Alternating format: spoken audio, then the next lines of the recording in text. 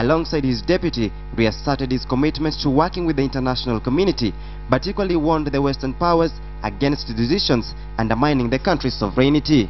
We must remember that no country or group of countries should have control or monopoly on international institutions or the interpretation of international treaties. Many of you did not believe that we would win this election because it was said choices have consequences, and that if you vote for Uhuru Kenyatta and William Ruto, there would be consequences. Look at what happened. The people of Kenya did not just vote and make us win. They did it in round one. After firing the salvo at foreign powers, Uhuru went ahead to invite other international countries interested in developing mutual relationship with Kenya, a signal of warming up to emerging powers. To all developing and developed nations who desire a deeper and more mutually beneficial relationship with Kenya, we are ready for partnership, we are open for business, and we invite you to invest in our country. In what can be deduced as a summary presentation of their manifesto, Uhuru pledged to empower mainly the youth and women who have been disenfranchised in the past. He says the 6 billion shillings that had been allocated for a rerun of the election will be diverted to the women and youth empowerment funds. On the same breath, a department will be set up in the office of the president to cater for the women and the youth. This work begins now. We welcome all Kenyans to hold us to account. Equally, Uhuru and Ruto restated their delivery of free laptops to every standard 1 going kid in public schools. We made a promise to our children, and we will keep it, because we believe that early exposure to technology will inspire future innovation and be a catalyst for growth and prosperity. They pledged to promote trade ties between Kenya and the rest of East Africa region and Africa as a whole. Uhuru has equally sounded the warning shot at the international community, saying that it does not hold the trump card or monopoly of interpreting international treaties, a veiled reference on the ICC question. Samogina, KTN, Kasarani. And that story leads us to our big question tonight, and we ask, do you think Uhuru's government will deliver the promises made today in 100 days?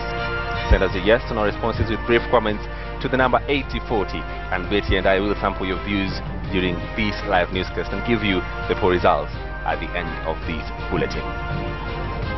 Well, now, a sword and the Constitution, those were the two instruments of power handed over to Kenya's 4th president by his predecessor Mwai Kibaki.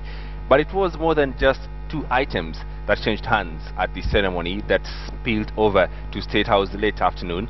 KTN's Rita Tinina now has the lowdown of how Uhuru changed from president-elect to president of the Republic of Kenya.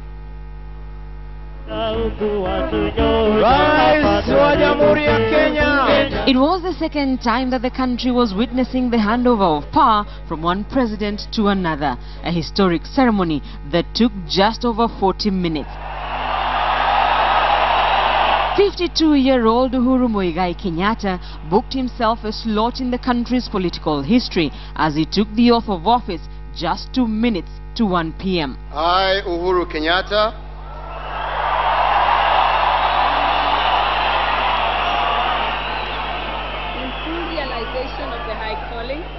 in full realization of the high calling.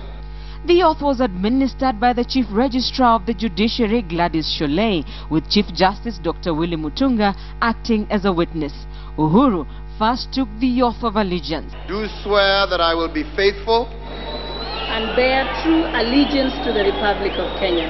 And bear true allegiance to the Republic of Kenya. Then, the oath of due execution of the functions of office, using the same Bible that was used by his late father, Mzee Jomo Kenyatta, when he was sworn in as Prime Minister in 1963. So help me God.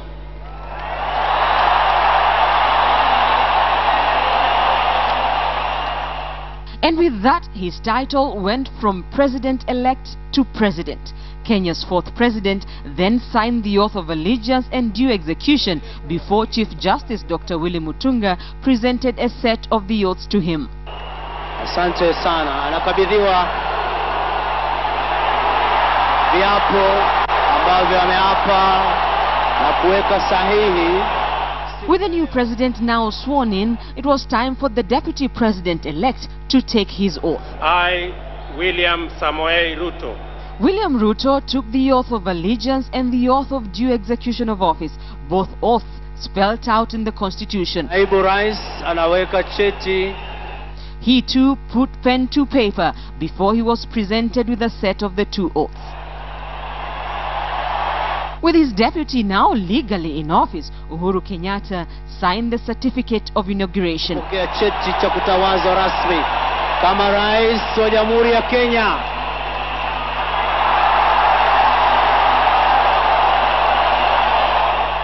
With the curtains having come down on his presidency, Mwai Kibaki handed over the instruments of power to Uhuru Kenyatta. At this point, Kibaki's aide-de-camp left his side, moving over to the new commander-in-chief.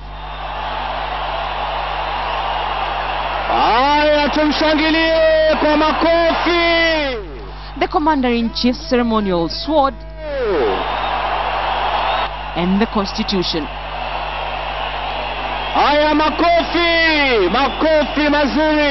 Uhuru also swapped seats at the main podium with Mwai Kibaki. The national anthem was then played as Mwai Kibaki's presidential standard was lowered and that of Uhuru hoisted. The presidential portrait was also changed, not just at Kasarani, but in government offices countrywide.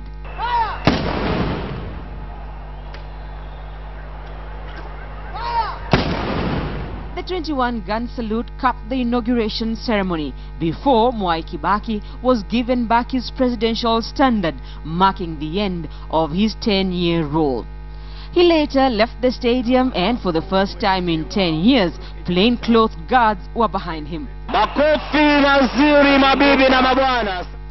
And it was the turn of the new commander-in-chief of the Defense Forces to get a feel of the ceremonial Land Rover. Uhuru took a lap of honor around the Kasarani Stadium, acknowledging cheers from the crowd.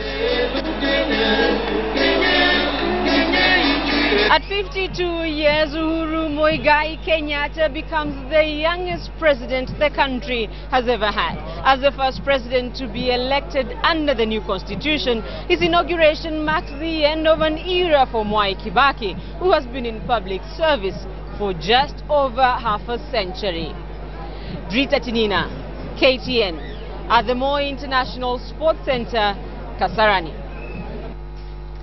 Emilio Mwai Kibaki has handed the reins of power to his successor, President Uhuru Kenyatta, with an assurance that the country was in the safe hands of a dynamic duo. Kibaki said the Uhuru Ruto presidency represented a generational change that could turn the country's fortunes. KTN Sophia Wanuna attended the handover ceremony and brings us the highlights of Kibaki's last speech. Hizo za parapanda anawasili sasa. Kibaki was the last to arrive at the Moi Sports Center Kasarani for the inauguration ceremony.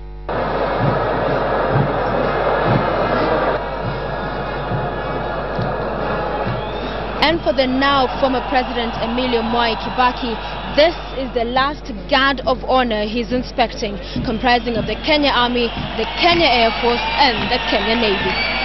Having been the commander-in-chief for the last 10 years. And after the swearing-in of President Uhuru, his predecessor handed him the instruments of power. First a sword, then a copy of the Constitution. I am a coffee! And as the three stanzas of the national anthem played,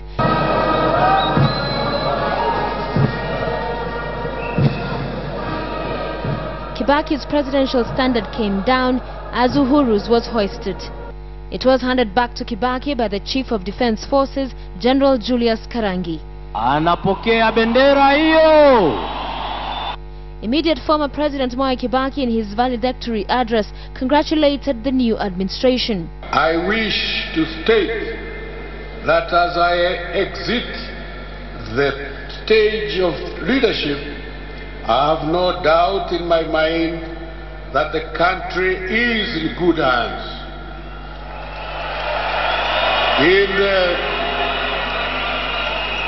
In the able leadership of President Uhuru Kenyatta and Deputy President William Ruto, Kenya has a dynamic duo. He was grateful to have had the opportunity to serve Kenya in public service for 50 years. I thank the Almighty God for His guidance and protection throughout this period. I say a big asante to you, the Kenyan people, for your support and encouragement. Together, we have traveled along the path of transforming our nation. Kibaki urged Kenyans and the international community to give space to the Uhuru government to serve. And when the inauguration came to an end, Kibaki was the first to leave, only without his aide-de-camp, who was now serving under his new boss, President Uhuru Muigai Kenyatta. Sophia Wanuna, KTN. All right, and top leaders of the Coalition for Reforms and Democracy Code skipped the swearing-in ceremony of Kenya's fourth president, Uhuru Kenyatta, and Deputy President William Ruto. Outgoing Vice President Kalonzo Musyoka and Bungoma Senator Moses Wetangula joined the outgoing Prime Minister Raila Odinga in South Africa on vacation ahead of the swearing-in ceremony. But as Patrick Amimo reports, it may have just been blown out of proportion, as it is not the first time that losers in a presidential poll are skipping the swearing-in ceremony of the winner. Thika Superhighway, venue, Moi International Sports Center, occasion, inauguration of Kenya's fourth president. Former Prime Minister Raila Odinga, former Vice President Kalonzo Musyoka, and Bungoma Senator Moses Wetangula had been invited to witness the swearing-in of Kenya's fourth president, Uhuru Kenyatta. Raila Odinga and Kalonzo Musyoka were expected to attend the ceremony as the life of the Grand Coalition government that was cobbled after the disputed 2007 presidential poll came to an end. We announce now. And so, as former President Mwai Kibaki graced Moi International Sports Center Kasarani to inspect his last official guard of honor and hand over power, the top three code leaders were missing. Kalonzo Musyoka and Moses Wetangula joined Raila Odinga on Saturday night and boarded a flight to South Africa. Sources indicated the three leaders are on a 4-day vacation in South Africa. They are expected to jet back in the country on Wednesday, a day after Uhuru's coronation. Raila Odinga's spokesman Dennis Onyango said the former Prime Minister went to South Africa to take time to rest as well as visit the family of ailing former South African President and freedom fighter Nelson Mandela. Pictures of the three code leaders enjoying a drink while on vacation in South Africa were posted on Facebook and Twitter. During the March 4th polls, Raila Odinga contested the presidency under the Code Alliance with Kalonzo Musyoka as race running mate. Their main rivals were Uhuru Kenyatta and William Ruto, who vied for the presidency under the Jubilee Alliance as president and running mate respectively. The Jubilee Alliance emerged tops and IEBC declared Uhuru Kenyatta winner. But CORD disputed the results and filed a petition to the Supreme Court. However, the 6 judges of the Supreme Court, led by Chief Justice Dr. Willy Mutunga, in a unanimous decision, upheld the IEBC verdict which declared Uhuru president-elect. The Code Alliance leadership accepted the court's ruling, which was final. Observers might question why the three code leaders left the country ahead of Uhuru swearing in as Kenya's fourth president. But even in his absence, Raila Odinga was recognized and saluted during the ceremony. I'd like to salute Right Honorable Raila Odinga and Vice President Kalonzo Musyoka for the statesman-like manner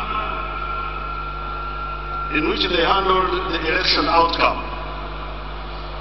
I would also like to thank all my worthy opponents in the recently completed presidential election. Every one of you helped define and make stronger our democracy.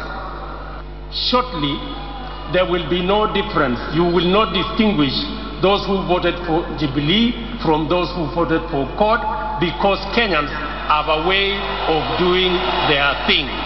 In 2002, when retired President Daniel Moi handed over power to Mwai Kibaki at Uhuru Park, a section of agitated NARC supporters threw mud balls at Moi in a chaotic ceremony where protocol was thrown out of the window.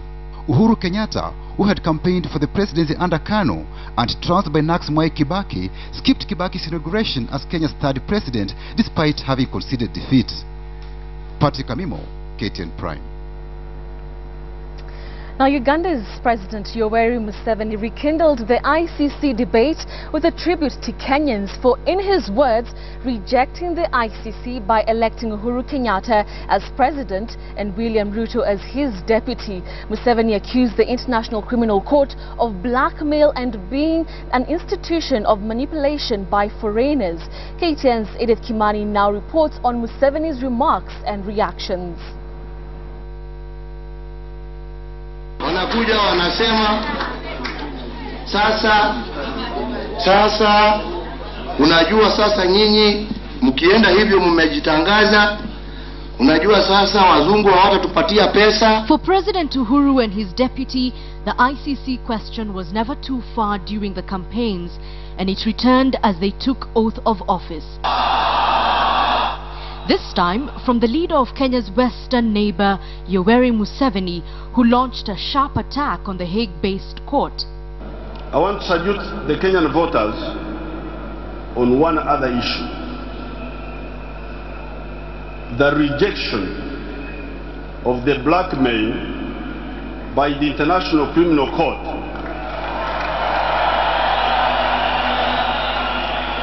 Almost immediately, his words went viral on social networking site Twitter.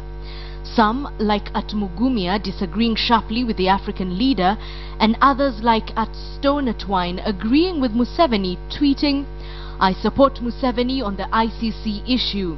If they had any validity, they would arrest George Walker Bush and Dick Cheney for the Iraqi invasion." Hiyo ishara ya kwamba. Long before the elections, pundits questioned Uhuru Ruto's chances given their indictment by the court. International press was to later report that what had earlier been used against the candidates might have actually worked to win them the election. But the Uhuru-Ruto duo has not shied from the subject. If you don't cooperate with the ICC, possible sanctions. In this clip by the BBC, President Uhuru, then still campaigning for the presidency, made it clear he was ready to face trial even as president. We have never at one state ever indicated that we're not willing to comply with the International Criminal Court, if for nothing else, to ensure that our good names are cleared. So it's not a big thing. Like I'm saying, it's not a question of cooperating because you're president or not. It's a question of cooperating because we have to ensure that we clear our names. Fatou Bensouda's team now has the new test of trying another head of state. The ICC's run with Sudanese President Omar al-Bashir has been unsuccessful. And those who seek to abuse. Indeed, Museveni was characteristically bold, but Western countries have had to tread on eggshells when engaged in the matter. Analysts say their new dilemma is how to maintain Kenya as a key regional ally without looking like they're supporting ICC suspects. Luckily for him, Museveni does not have to deal with this challenge. I was one of those that supported the ICC because I abhor impunity. However, the usual opinionated and arrogant actors, using their careless and shallow analysis, have now distorted the purpose of that institution. With such friends and others like him, observers say Uhuru and Ruto can count on the region's backing, even with a trial awaiting them. Edith Kimani, KTN. Well, just hours after handing over power to President Uhuru Kenyatta, former President Mwai Kibaki has retired to his Muthaiga home. Kibaki arrived in Muthaiga a few minutes past 8 p.m. tonight. The immediate former president was expected to retire to his Muiga residence. However, construction works at the 500 million home are not yet complete. Our crew was in Muthaiga and captured Kibaki's motorcade as it snaked its way from State House, and that crew would have to be part of John Alanang, who actually even spent the entire day at State House. John, what can you tell us about that handover and this historic moment? Well, the handover was watched by thousands of friends, family, as well as business people and politicians from actually both sides of the divide. In a large dome-like tent on the lawn of State House. They, of course, missed the big moment, at least that one went unnoticed, the lowering of the presidential standard of Mwai Kibaki and the raising of Uhuru Kenyatta's standard. That, of course, was just a small part of the entire day's festivities, one that was met with forbearance as well as foreboding, and as well as looking back at the time that Mwai Kibaki spent at the State House. Now, Linda Oguto and myself were there the entire day, right from the morning, and we filed this report about that day at State House. Take a look. One standard fluttered atop State House in the morning, as it has done for years. The brilliant white flag, whose design was crafted back in 2002, has seen many seasons come and go over the decade, but has fluttered nonetheless for one man. So this morning, as it waved goodbye to the man who was the reason that it flew, it probably was the last one to know that it too would flutter atop the corridors of power no more.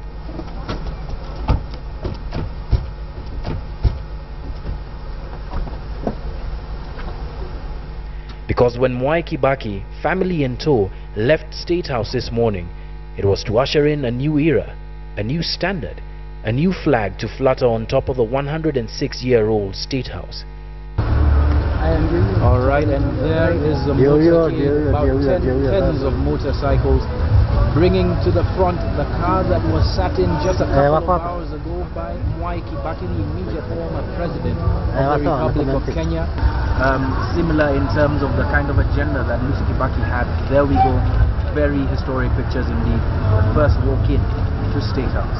Uhuru, of course, at hand to receive him at the entrance of State House. His former president, Mwai Kibaki, he drove in a little bit earlier just to welcome the incoming president, the fourth president of the Republic of Kenya. Well, what is the one thing that you're looking forward to now that your father, Mwai Kibaki, is officially a retired man? Well, you know, ever since I was born, in fact, by the time I was born in 1963, my father was already in politics.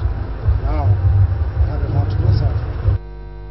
But many more flags, fluttering atop the bonnets of tens of cars, would be here to help usher in the new standards era, and the man for whom it was made. Of course, you just seen Uhuru Kenyatta enter the State House here. First time now as president, the fourth president of the Republic of Kenya. This was perhaps the one picture that will define who Uhuru may be in coming years.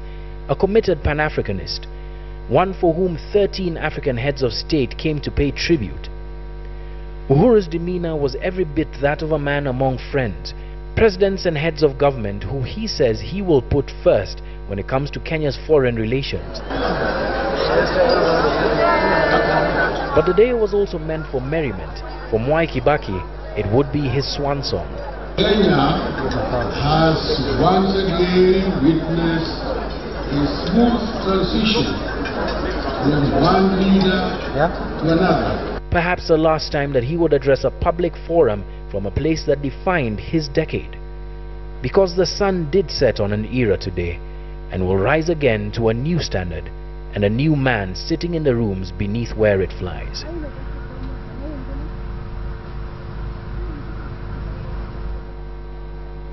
Alright, change of guard, as emotional and involving as they come, but that surely is the only story to tell today. Betty.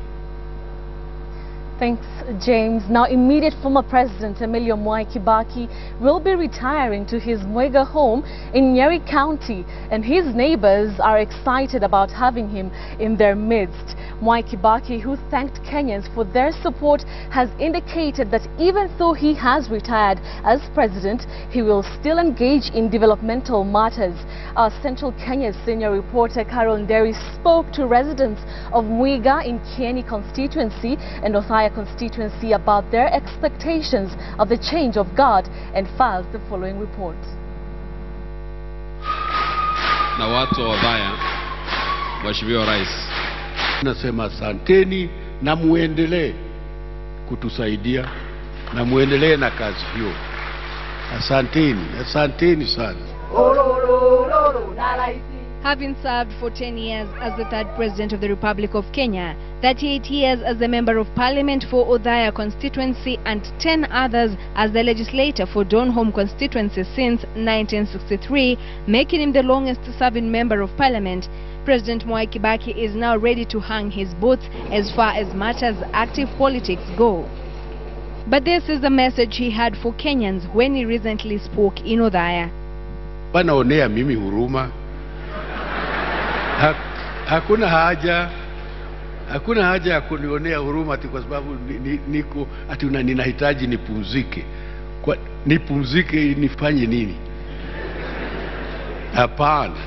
Tunahitaji kila mtu afanye kazi kwa sababu wewe unahitaji ufanye kazi. Well, that said, this is a palatial home in Mwiga area of Kieni constituency, Nyeri County, that the outgoing president is expected to retire to. We found construction workers putting final touches and sprucing up the place. The scenic view of the Aberdare mountain quite captivating. This is the new multi-million shillings palatial home here in Mwiga that the immediate former President Mwai Kibaki will be retiring to.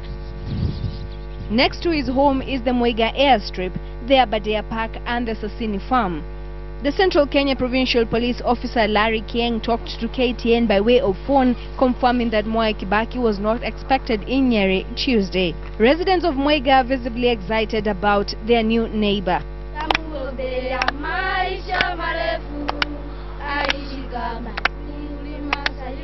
We meet Kiama Murage going about his daily chores, that of herding his livestock here at Njunge in Mwiga. He dares hope that he might even get to enjoy a cup of tea with his new neighbor, and definitely they hope too that this will impact on their lives. Tunafurahi sana kwa sababu analeta maendeleo hapa kwetu. Bali inakwama kazi yetu ya area hii atatusaidia. Sikukuu kama ya 12 tutakuwa kama mimi nikisija tutakuwa nikimwalika. Na hata kama nitamuona siku moja akiongea na wazee zake huko mtaani. In Othaya constituency, residents thronged entertainment spots to witness the swearing-in ceremony. They said the president was welcome to stay in Othaya at his home or Mwiga in Kieni, so long as he continues to remember them as the people of Othaya. Kibaki ni rais mzuri, ametuongoza mzuri, kwa hivyo akija hapa akuje apumzike hapa Othaya, tukae na umoja na tukae na yeye.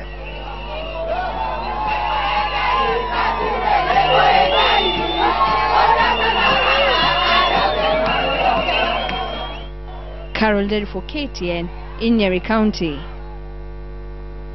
Well, as President Uhuru Kenyatta took his oath of office, one man stood alongside him doing exactly the same.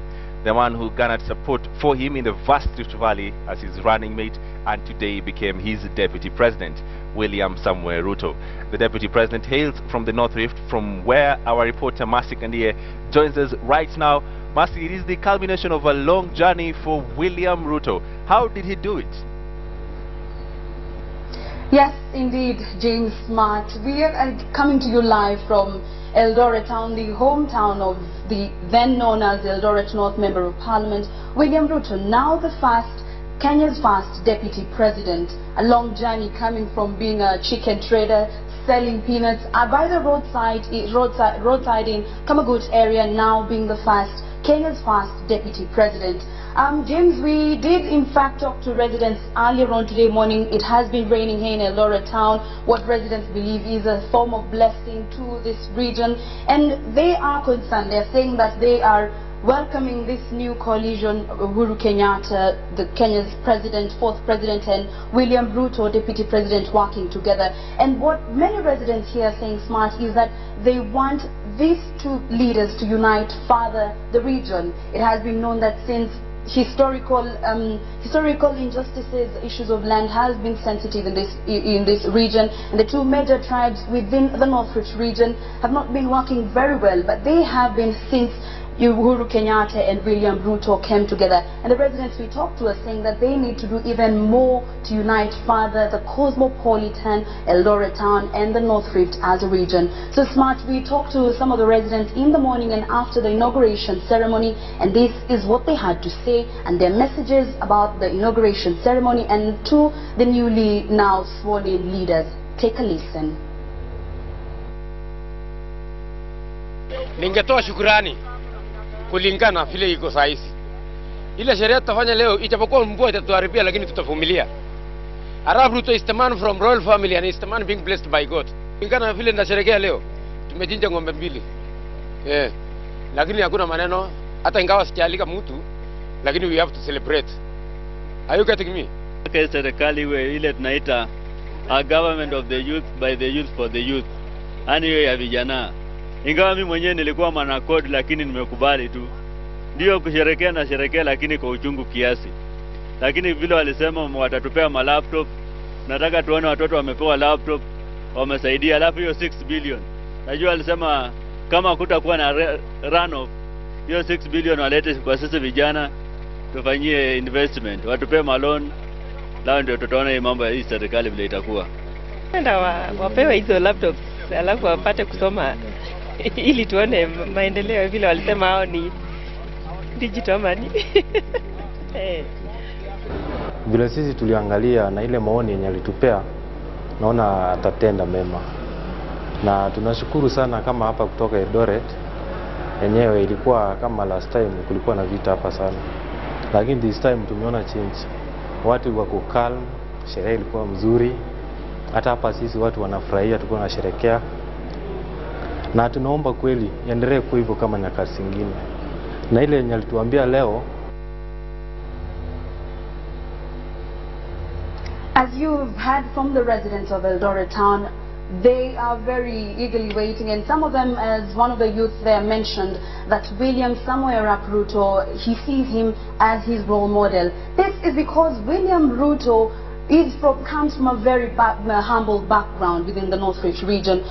William Samoei Arap Ruto hails from Kamagut village, a little known village until up to now, and just a few years ago when he was elected as Member of Parliament for Eldoret North. William Ruto started from selling chicken by the roadside at the main highway, almost near Sugoi area, and he started from this very humble beginnings to now being the Minister of Agriculture. To a long history, it has been a tough walk for him, and right now he has become Kenya's first Deputy President. We visited Kamagut village about 2 days ago to listen and hear from the villagers themselves who this man William Ruto is, and we spoke to his mother Sarah Samoei, and she told us about his son, about her son, and she says she is quite proud, whom now she calls Kichirchir, as she told us. We filed for you a story about a proud mother in a proud village who hopes to dream, and a village who believes that the realization of the leadership in William Samoei Arap Ruto means a lot, not only to Kenya, but to Kamagut village. Take a look at a story we filed for you before the inauguration ceremony. For these men who wake up early in Kamagut village to sell chicken, there is a light at the end of the tunnel. The tunnel here being poverty. Someone has to begin from somewhere, they say. Ingutinyo, imujita unema yad, inyo gokiet. Nyabinget ngokiet, you are dead. Nyabinget ngardet you teta. Atia moreju, kiseteta agata. Kiswahili nimesema kwamba unaweza nje kwa mayai, ukuje kwa kuku. Kutoka kwa kuku uende kwa mbuzi. Kutoka kwa mbuzi enda kwa ng'ombe. Alafu wanaume shika upande hii na upande huu. Ndio maendeleo tuende mbele. One of their sons is a living proof. At this exact spot, now called Kambi Kuku, William Samoei Arap Ruto once sold chicken here in the 1980s and tried to make a living. The same man who is said to become Kenya's first deputy president. A story told in Kamagut village. This is how they know William Ruto. Lakini wakati alimaliza shule yeye ni mtu wa bidii na yeye ni mtu wa kupenda watu. Wakati Ruto alishinda, kuja akanunua kuku ilikuwa zaidi ya kuku 30 hivi. Na akatuachia na tulikuwa vijana chache. Aliwaambia nini? Akatuambia hii ni capital zenyu. Muendelee sasa wanaume mngangane naye. Ruto ni mtu mzuri. Ruto si mtu kichwa ngumu. Anapenda watu na anaeleza watu vile anatembea njia na kukaa na bidii.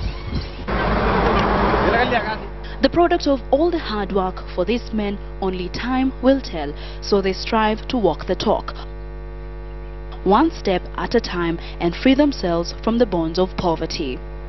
William Samoei Arap Ruto hails from Kamagut village, the third born of 6 children. A proud mother tells us her son was always hardworking.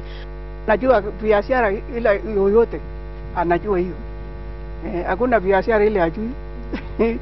Ukitaka ya ng'ombe anajua. Ya kuku anajua. Kila kitu anajua. Hata kulima kwa shamba anajua. Kesho. With hurdles in life, Mama Sarah, or Gogo Sarah as she is called here, says William Ruto grew up in a religious home. She strongly believes that William Ruto's leadership is God-given. Kwanza alitokea huko na fundisha Sunday school. Tupita Sunday school, naenda laini ya vijana. Sasa nakuwa kiongozi ya vijana. Kazi yote ya kanisa yanafanyanga. Alikuwa mtu ya kutii kabisa. William Ruto attended Kamagut Nursery School, proceeding to Kamagut Primary for his primary school education, a school he has helped build. Students here reminded by this tree planted by Ruto that they too are able to succeed. After finishing his advanced levels at Kapsabet Boys in Nandi in 1985, graduating in 1990 from the University of Nairobi with a Bachelor of Science in Botany. And when the village elders saw the leader in him, they thought he should take up a political role. Wazee alijaa hapa. Wazee alikuja kuomba. Wewe ukasema aje? Sasa kaomba ya kwanza tukakataa. Kwa maana alikuwa mimi naona huyu bado mdogo. Na hawezi hii kazi. Sasa hawa anarudi tena nasema ataweza. Paka tunasema basi acha tupatie. Letting no hurdle stop him in life, William Ruto forged ahead. Sinaita kipirki kwa maana jina ile ilikuwa kianguka chini nawekea hii. A name Gogo Sarah says she gave him as he was born when there was a lot of work to be done. Wakati ya kazi mingi sasa unashughulika pande hii mpaka usaa mtoto. Perhaps translating into his life work to be done not only for the people of Kamagut but for the country. From 1992 being the organizing secretary of Youth for KANU to the member of parliament for Eldoret North constituency in 1997, an assistant minister in the office of the president, and was later appointed minister in charge of home affairs in 2002. And the Minister of Agriculture in 2008, and in 2010 Minister for Higher Education, before stepping down as a presidential candidate for Uhuru Kenyatta in late 2012. And as the country witnesses the transformation of a nation through the new constitutional dispensation, for Kamagut village, the swearing in of the deputy president is a dream come true, a dream that inspires the young boys and girls of Kamagut village to dream.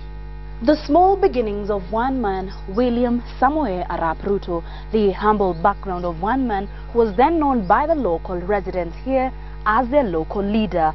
Fast forward 2013, William Samoei Arap Ruto, now a leader not only to his community but to the country as a whole.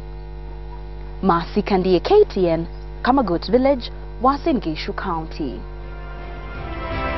Well, thank you very much, Masi Kandie, for those two stories from the north. James, the man in the clip there was holding the chicken just the way you hold the iPad. Well, that's the iPad in chicken, if you like. But I mean, amazing story of how far people have come, and especially William Samuel Ruto, and how far he's come and where he is right now. And I think even as we were watching during the day, you could see the kind of satisfaction in the achievements that he has made all through, especially when he was being sworn in. Indeed, interesting to see how far he's come, and yes, politics has made. All right, indeed, welcome back. Such a momentous and a historic day to be a journalist, but you did get a chance to get to sit, or at least, have a soup or something. You will never ever get to sit down, I tell you, until really? 10 years. I know. It was complete access, for all the journalists. I think they had the fair share of, a great moment today. You must ask General Anamu and Linda. Exactly. I'm sure he enjoyed completely, being close to the powers that be. All right, that's the closest you get to power. All right. Well, continuing on with our coverage, as Kenyans witnessed the swearing in of Kenya's fourth president and his deputy. Elsewhere at the Prime Minister's office, the handover was truly underway as workers renamed the office in a symbolic turn of events. Raila's ally turned rival William Ruto will now occupy the office right across the present office, and as KTN's Will Kistanyabo reports, this marked another chapter in the tale of Raila Odinga, a man described by critics as a king who never ruled. Even as Kenyans assembled at the Moi International Sports Center in Kasarani to witness the handing over of power to President Uhuru Kenyatta and his deputy William Ruto, work had already begun at what is to be Ruto's office. Workers pulling down the banner that proclaimed thus the Prime Minister's office and converting it to the Deputy President's office.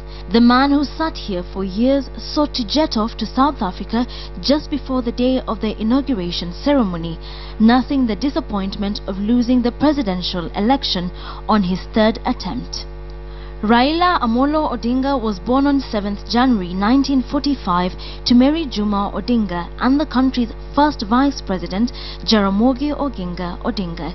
He could not resist the tug of politics, but after several arrests, he fled to Norway. He returned in 1992 and joined the Forum for the Restoration of Democracy, FORD. The party later split into two to become Ford Asili, which was led by Kenneth Matiba, and Ford Kenya, led by Jaramogi Oginga Odinga. This is a party through which Raila secured the position of Lang'ata Member of Parliament. Raila later quit Ford Kenya and joined the National Development Party (NDP), under which he ran for president for the first time in 1997. He finished third after incumbent President Daniel Arap Moi and Democratic Party candidate Mwai Kibaki. He then agreed to a merger between his NDP and Moi's KANU party and even went on to become Secretary General of KANU. However, in 2002, President Daniel Arap Moi pulled a surprise move by endorsing the then 38-year-old Uhuru Kenyatta as his successor. Na huyu ni mzee Uhuru Kenyatta.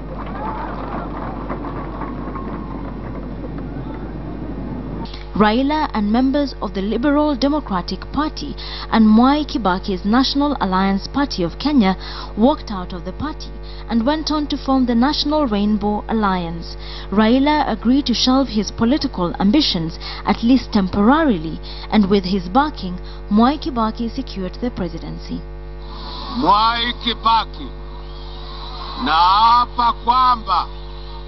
But Kibaki did not fulfill his promises to Raila, leading to a split in cabinet that saw Raila oppose the proposed constitution.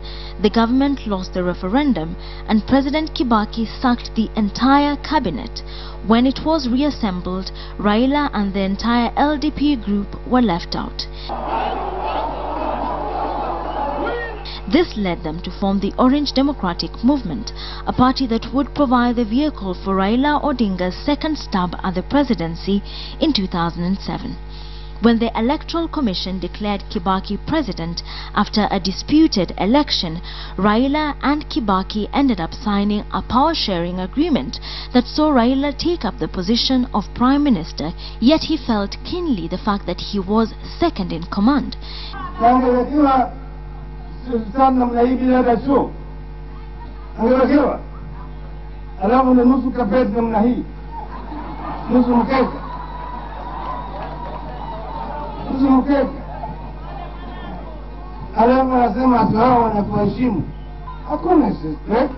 Determined to make it to the top, in 2013, Raila threw his heart in the ring once more.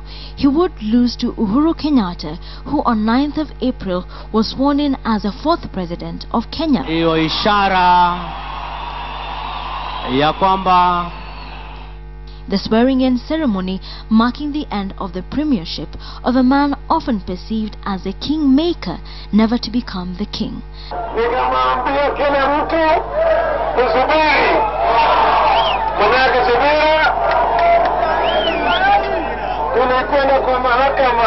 Now retreating to ponder over what the future holds for him. The removal of the signage in what used to be Raila Odinga's office during his term as Prime Minister, now replaced with the signage of the Deputy President, telling a tale of a man who has tried over and over again to ascend to the highest seat in the land, and though he would come close, he would never quite take over the reins of power. Wilkes Anyabwa, KTN in Nairobi. Now, Kisumu City and the larger Nyanza region remained calm today as President Uhuru Kenyatta and his deputy William Ruto took oath of office in a colorful ceremony held at the Moi International Sports Center, Kasarani. The region that largely voted for Uhuru's rival, former Prime Minister Raila Odinga, has been a restive bed of politics ever since the 2007 post-election violence and was under the keen watch of security agencies who feared for potential flare-ups. Well, KTN's Western Region reporter Fred Omulo now joins us with the latest from there. Fred, good to see you this evening. Bring us up to speed with how people in Kisumu followed the inauguration today.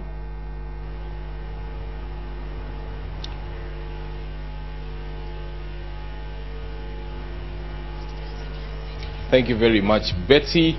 Well, for obvious reasons, Kisumu has not been a happy place ever since the Supreme Court made its ruling, and that is the same for the other counties around here, Migori, Homa Bay, as well as Siaya. People supported Raila Odinga's candidature for the presidency under the Code Alliance ticket to a man, and the turnout here was better than ever before in any other election before. Now, the reaction, of course, was violent flare-ups. Immediately, President of the Supreme Court, Dr. William Mutunga, made his ruling and held as valid the election of President Uhuru Kenyatta as the 4th president of Kenya. I mean, riots broke out, and in the chaos, 2 youths ended up dying, due to bullet wounds. And as a result, people here have been a little bit skeptical and, if I can say, probably grieving or mourning the loss that they had. But the swearing-in ceremony today marked a turning point. It was sort of like a tangible event that pointed out that, you know, the power has actually shifted to another domicile, and that domicile is definitely not controlled by the regional supremo, who is Raila Odinga. So that shift, that movement away from here, definitively into the hands of another group, a rival group that was very strong and powerful during the elections, it actually marked what you can call a sea change, a realization. Many people here had been hoping against hope.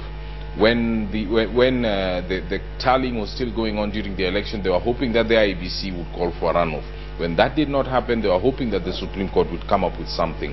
But eventually, all of that went down the drain. Now, after the ruling, there was a sort of a mood of anticipation. What will Raila do next? What will he say? And he did make a visit here last Thursday, and he made some very controversial statements attacking the Supreme Court and so forth and so on. But at the end of the day, it's been upheld. The UK, the US, the EU, and many other places have recognized Uhuru Kenyatta as the president. You'll have a few vox pops here that will give you a little bit of the mood on the ground. He promised us business people, jobs for youths, and at my age I think I'm a youth. We are expecting that, and that 6 million he promised when there is no runoff, he will give freely. Ni ombi langu kwamba mheshimiwa anapoingia pale ndani atusaidie katika uwanja huu wa muziki, kwa sababu katika siku zilizopita muziki ni kitu ambacho akijaangaliwa sana kwa undani. We want to urge the president first of all to unite the country despite of the regions and religion. All inclusive. That is not to forget this region, because maybe they didn't get more votes as many other areas. Nimefurahia Uhuru akichukua hii uongozi, si kama Kisumu. Ndio tulikasirika kidogo, lakini tumemwachilia aendelee, afanye kazi pamoja, aunganishe watu, iwe Kenya moja. Many thanks, Fred Omula, for that. Now, elegance, style and precision defined the colorful first inauguration of a president under the new Kenyan constitution at the Moi International Sports Center, Kasarani. Tens of thousands of Kenyans thronged the stadium, donning colors of the Kenyan flag to witness the momentous occasion. Here now are the most memorable moments of the day.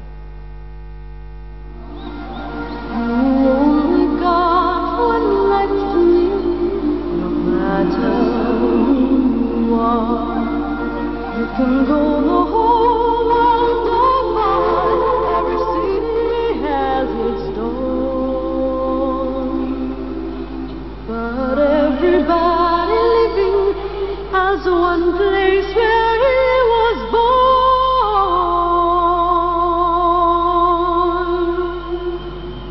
and mine is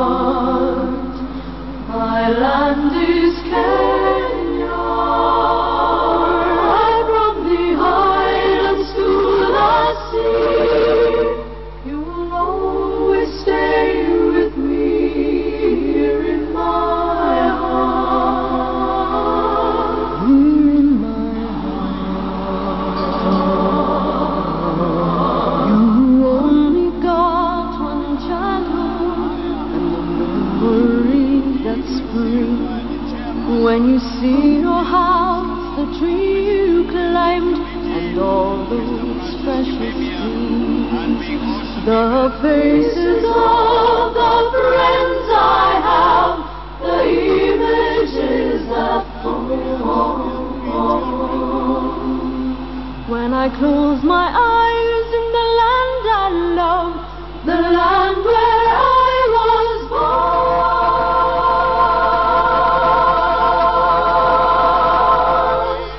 My land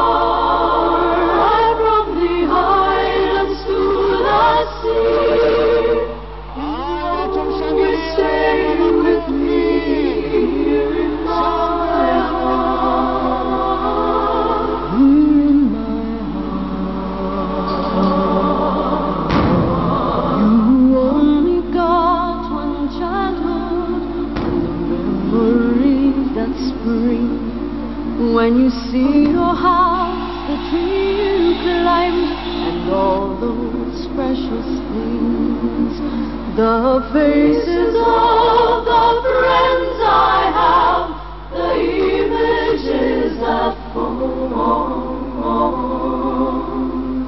When I close my eyes in the land I love, the land where I was born.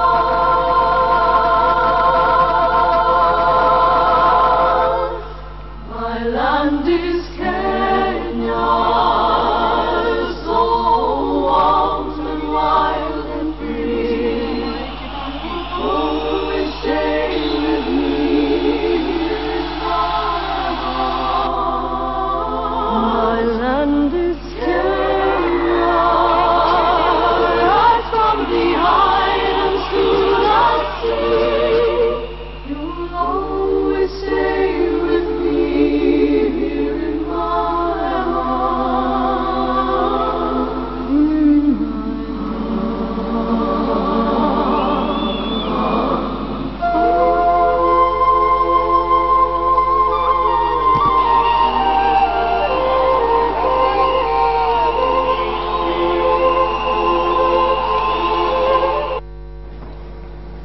It was indeed a great moment for Kenya. The color from the dancers to the passionate speeches to the Kenyans who came out in large numbers to just witness Kenya's first inauguration under the new constitution. Indeed, a momentous occasion for Kenyans across the country. And we have seen how the situation was in Kisumu, in Eldoret, in Nyeri. We now want to take you to Mombasa County, where our coastal region reporter, actually senior reporter, Ferdinand Omondi is standing by. Ferdy, great to see you. What was happening today in Mombasa? Good to see you too, Betty. Mombasa was pretty much laid back over the whole of the exercise today. People preferred to stay at their homes, not like during the election nearing period when they came out in large numbers at the social places to watch. Nevertheless, the people we spoke to were divided. We had the optimists, we had the skeptics, and also we had those who actually felt like they were still robbed of the presidency in a manner of speaking, considering that this is a region that voted overwhelmingly for Raila Odinga, who is now enjoying his holiday in South Africa. Now, the optimists, what I generally cast across the line is that many of the people are actually following the promises that were there in the campaign trail, and those we spoke to were very categorical that they expect the Jubilee government to deliver on the promises. The usual suspects in the promises came up, top of which, of course, was the laptops, which of course the Jubilee coalition has reiterated that will be delivered from next year. The youth are expecting the 6 billion shillings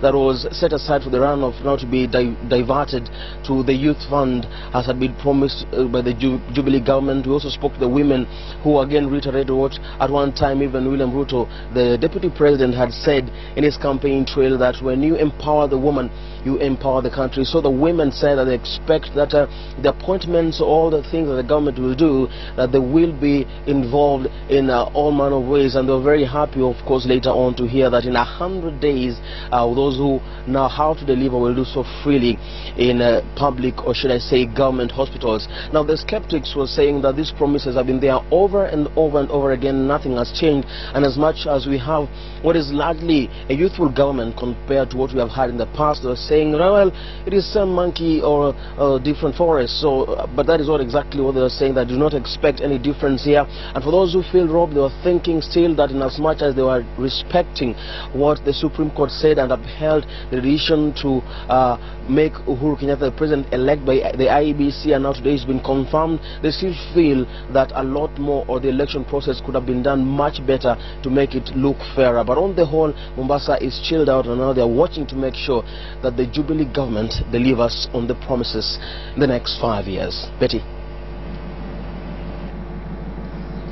Thank you very much, Ferdinand Omondi from Mombasa County. Smart. I don't know which was your favorite moment during the inauguration. Well, I will tell you mine. Couple, really. First, I think the handover from you know, the handover of the sword and the instruments of power, if you like, was, you know, quite something. Yes. The next would be, you know, seeing President Kibaki coming through, and then you have, you know, sort of like two president situation there, and then the ATC, you know, the fellows who stand behind the president. As soon as that is done, then one disappears. Exactly. Those things you just see that once in a lifetime, really. For me, my moment was when now retired our former President Mwai Kibaki actually referred to Uhuru Kenyatta as His Excellency when he was, you know, talking to him, and it was really quite something. Yeah, quite something. Indeed. All right. Well, one of the features of today's swearing-in ceremony was the 21-gun salute. I guess that is steeped in military tradition dating back hundreds of years. We now take a look at the history behind this honorary salute and its significance at special occasions around the world. KTN's Eric Njoka has that report.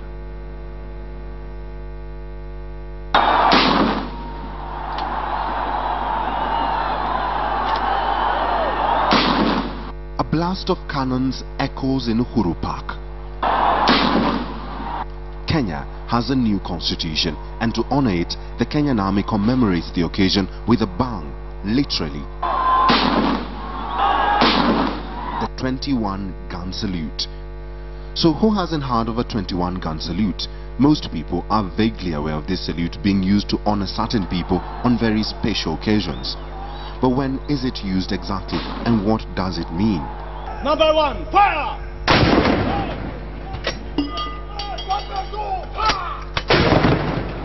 The origins of the 21-gun salute began hundreds of years ago, right at the heart of the United States military in the 1700s. Just as a salute with the open hand was used historically to show that no weapon was concealed in the palm, so was the firing of a cannon as a salute indicating the friendly intent of an empty chamber.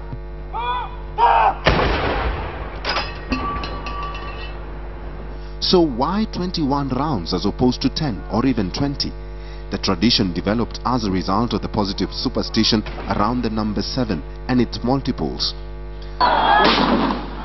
Gun salutes are used to signify different occasions in different states around the world.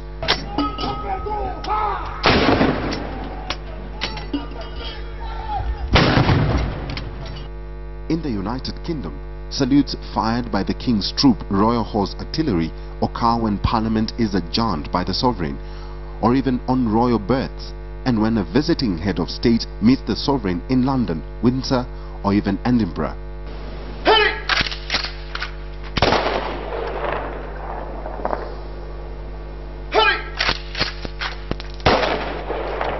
In the United States, the national salute of 21 guns is fired in honor of a national flag, the sovereign or chief of state of a foreign nation, a member of a reigning royal family, and the president, ex-president, and president-elect of the United States.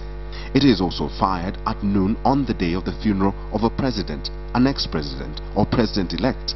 The same applies to other military and civilian leaders of other nations.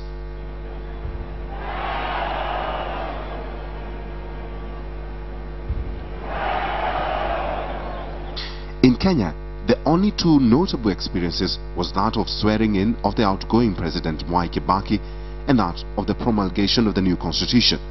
The same command will be echoed at the Kasarani Stadium immediately after Uhuru Kenyatta is sworn in as president.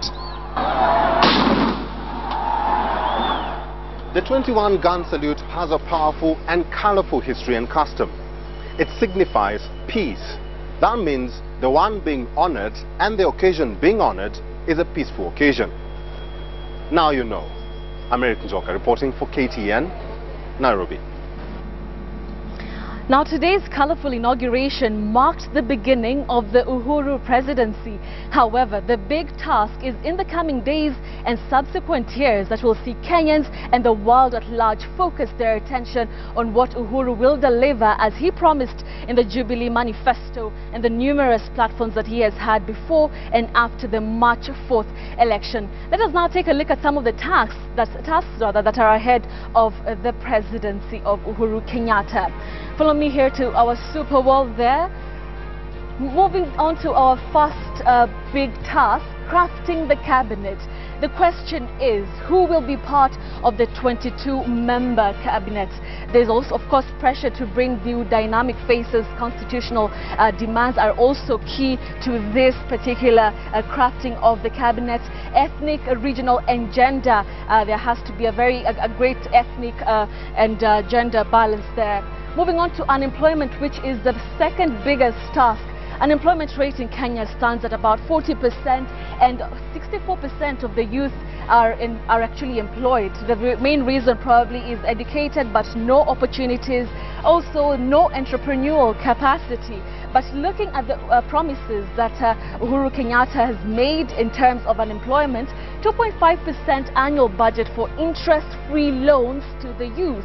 Also, 25% of government procurement is set to be set aside for the youth, and something that he mentioned today, the 6 billion diverted from the runoff to women and the youth fund. That is, of course, a very big plus to unemployment in Kenya. Moving on to another big task that Uhuru Kenyatta has. Quality healthcare. There are rising cases of deaths from treatable diseases. I'm talking about malaria, tuberculosis, and of course the birth complications leading to death of our mothers here in Kenya. Also, there are limited accesses for specialized treatment, including dialysis, chemotherapy for cancer, and of course those are the main tasks. Looking at his promise, according to his manifesto, he says abolishing of maternity fees, which is also something that he mentioned today, free medical services in government hospitals, increase health financing from 6% to 15%, and also improve pay packages for health practitioners. This, of course, will see less strikes by nurses and doctors. And also, moving on to another task there, insecurity, increase in terror attacks and gangs. There are also rising crime rates across the country, and of course the MRC attacks. If you remember, the major MRC attack was on the eve of election day. What is Uhuru's promise in terms of insecurity? He says he will equip and modernize security forces, also shake up the National Intelligence Service and invest highly in anti-terrorism unit. He also says he will improve police pay and conditions of service, increase police-citizen ratio from 1 police to 1,150 citizens to 1 police to 800 citizens, which of course will probably see improvement in terms of security. Also, another issue there, food security. Kenya struggles to feed her own people. We've seen this over the years. Many have perished from hunger. Families go for days without food. So what exactly is the Uhuru presidency going to do to make sure that our people do not die or suffer from hunger? His promise is subsidized fertilizer and farm inputs. This is something that William Ruto has been so passionate about, always talking about it. He also says that he's going to establish national irrigation scheme that will see more land given out to agriculture. Also, something else, establish national livestock insurance scheme and put 1 million acres under modernized irrigation. This, of course, is something that they hope to achieve in about 5 years.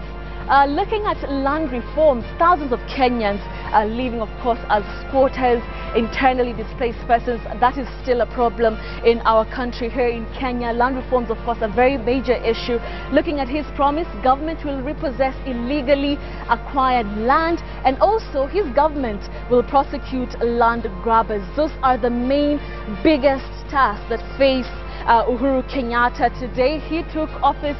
But of course, it is going to be very interesting to just see if he will deliver. And that actually is our big question today. Today he made a couple of promises, including the things to do with healthcare and the laptops. Indeed, we talked about this yesterday. The laptop says within 100 days he needs to finish this, and he needs in the next 100 days or so to give as an indication that, you know, it will be able to give the kids who are getting next year the laptops, if you like. All right. So that is one of the things that we're looking for. But most interestingly and most importantly, though, we have to mention this, that he has 5 years to achieve this. That indeed, these are the promises says I'll do in the next 100 years. But most important is that he has 100 days. But again, it's 5 years.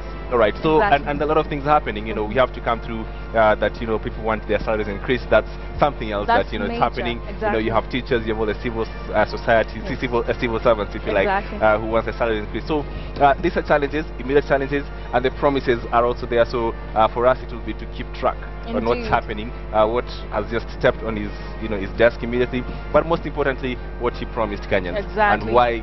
You know, he's Kenyans doing are what very he's doing. passionate. You know, now they're focusing their attention on what can these leaders who we have elected deliver for us. We have to say Kenyans are optimistic people. Exactly. You know, in 2002, the feeling was pretty much the same. If Yes. today you went through the social media, you know, Facebook, Twitter, and whatever, you know, that Kenyans were, that they would say, listen, this government, you know, we accept it.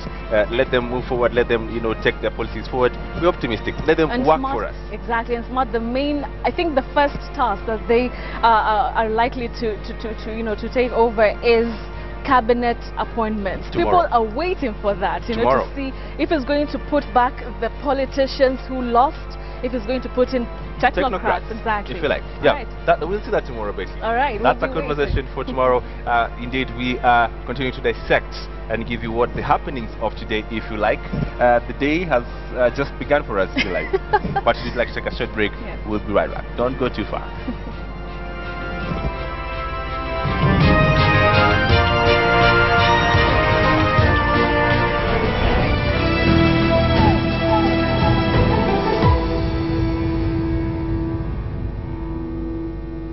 Nakuru Highway has been washed away by floods and is now closed once again. The Nairobi-Nakuru Highway has been washed away by floods and is now closed. Motorists are being advised to use alternative routes or avoid that route all the same. That is news that has just bring you up to speed with those events that has happened in the last few minutes that we've been here. Now, defending Africa Feminine Volleyball Club champions Kenya Prisons moved closer to the final after seeing off compatriots Kenya Pipeline 3-1 in the quarterfinals in the Antananarivo last night. The Algerian duo of GS Petroliers and MB Bejaya booked their places in the semi-finals as 2009 champions. Egypt's Al Ahly also joined in the final four. Kenya Prisons overpowered Kenya Pipeline 3-1 in sets of 17-25, 25-21, 25-14 and 25-20. Now play Algeria's Beijia in tomorrow's semi-final. Algeria's second GS Petroliers qualified after beating Ndeja University from Uganda 3-0 in sets of 25-13, 25-15 and 25-20. MB Bejaia overwhelmed FAP of Cameroon 3-0, while Al Ahly dismissed Patriotic Army of Rwanda April 3-0 to book a date with GS Petroliers. The winners of the tournament will move on to 5 Women's Club World Championships later this year. Immediate former President Mwai Kibaki was a very interesting fella, and actually a very humorous one. And here are some of the most famous quotes that he gave during his leadership.